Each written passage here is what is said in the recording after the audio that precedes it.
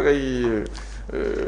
d'accord loolu parenthèse la woon rek pour indi benn éclaircissement dañuy delluwaat suñu interprétation loi d'amnistie bi comme ni nga ko waxee tey nga ànd ak benn parti ba ngeen yóbbu leen au pouvoir ngeen doon prôner une rupture ku ko wax maanaam mooy li fi nekkoon maanaam ñu indi changement total. total waaw c'est ça une rupture tey ñu dem ba ci biir nga ne def nañu waxeet ñoom abrogation lañ doon wax. wax nga ko ba ci Amadou Ba bi nga xamante ne tey jii moo ko dugal ci page Facebook annulation la waxoon. mu ñëw ci diggante bi le premier ministre qui avait dit que ñun ngeen doon may bugguñu donc nañu delluwaat lépp. ñu delluwaat justice def liggéeyam. ci diggante bi am benn changement ñu dégg ci benn nit boo xamante ni c'est un procureur ngeen bokk benn métier muy Aline Ndao ci bésu plénière bi mu taxaw ne carrément que loi bi dafa viser ñi nga xamante ni mooy les forces de défense et de sécurité et les commanditaires de ces actes. venant d'un procureur. tey alors que la justice la ñu ne la loi est impersonnelle. loi bi waruñu ko personnaliser ci benn nit. moom Aline Ndao su yëkkatee kàddu yooyu ci wàllu droit. yow ban jàngat nga ciy def. c'est du n'importe quoi loolu je pense que sénégalais yëpp nous se sont rendu compte que Aline Ndao j'ai du respect pour lui parce que ñun ñoo bokkoon suñu Diomaye président. waaw tey dem na nangu nekk un Pastef il a son parti. waaw man j'ai refusé. mën nañu défendre réew mi intérêt réew mi en étant des députés libres. moom il a préféré être sey ci biir amatul liberté. loolu mu wax noonu c'est extrêmement grave mooy les forces de défense et de sécurité.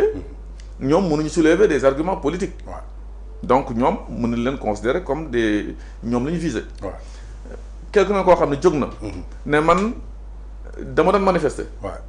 lu ma doon manifester c'est pour des raisons politiques. mu déborde ñu taal benn station d'essence. dugg ci biir këru jàmbur. ak yooyu yëpp manifestation bi la koy def. mu ne la politique la. mais xam nga la amnistie bi da lay protéger.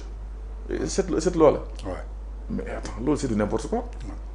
parce que lépp loo xam ne qui n'a pas de lien dem taal këru jàmbur ça n'a pas de lien on a vu chez un ancien ministre ici dugg këram taal ko gis nañu mosquée bi nekkoon à côté ambulance ñu taal ko gis nañu station service ñu taal ko Auchan yi ñu daaj voilà man ñaari image laa lay jox pour wane rek difficulté buy am après parce que organisation civile yëpp 20 ñoom mu Ndiaye Cissé ak ñëpp 28 toog nañu yokku na sax donc entre temps ñoom ñëpp toog nañu nee na lii baaxul mais ñi nee parce que dañoo am majorité bu ñu naan mécanique lu leen neex def te loolu moo taxoon ñu teg leen fii jaay doole amu fi ñaari exemple laa lay jox gis nga Kër Massar gis nga ñuy ubbi Auchan bi am na ku ñëw fetal dóor ci buntu bi boobu loolu est-ce que exercice d'une liberté la non du droit démocratique non ñooñu seen délit yooyu ñu def dugg ci biir Auchan bi mais c'est sûr et certain que waruñu ko amnistier mais mélange bu ñëwee man politique laa doon def diw laa doon défendre rek wala le Pastef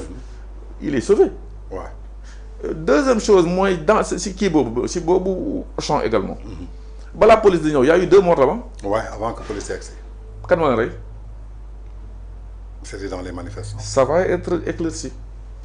léegi loolu naka lañ koy éclaircir alors que tey dañu viser les forces d'ordre. non du ñoom ñoo koy éclaircir ce sont les enquêteurs qui vont venir dire.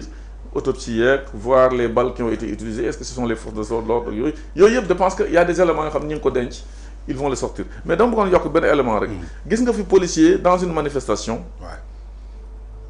mu trébuché daanu ñu dóor ay briques ci bopp ki doon dóor brique bu ne man politique laa doon def il est sauvé manifestation la mais ki dóor brique nit ki ci bopp loolu du acte torture bëggoo torturer la personne non loolu la ñuy wax je ne parle pas de qui décide c'est le juge après mais da lay naan man dama doon manifester politique man fii laa bokk wala par exemple Pastef pour être clair moo tax ñoo manifester et puis il y a eu ces choses après le juge va décider te loi bi da doon naan par exemple ñooñu war na leen mën a amnistier ils ne pourront pas partir le policier bi nga xam ni bu solo woon casque boobu mi ngi ci beneen monde lan lay wax moom man je ne faisais pas de manifestation politique donc lu Aline Ndao wax loolu day semble viser des gens yoo xam ni ils étaient dans le maintien de l'ordre donc viser une loi boo xam ni pour ñii la et non bàyyi ñële day poser un énorme problème ci loi d'amnistie bi rek pour revenir sur Aline Ndao qui est quand même un magistrat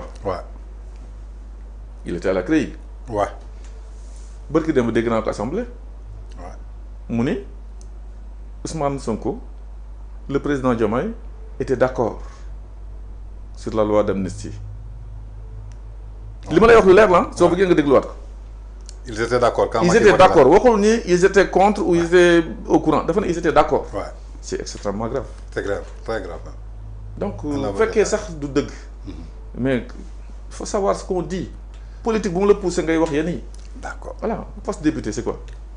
ñun on a eu des responsabilités plus grandes que ça. mais taxul ñun ñu ànd ak suñu ngor bu waree wax non c'est non bu baaxul duñ ci ànd. d'accord tey lan mooy rôle le général Moussa Fall bi nga xam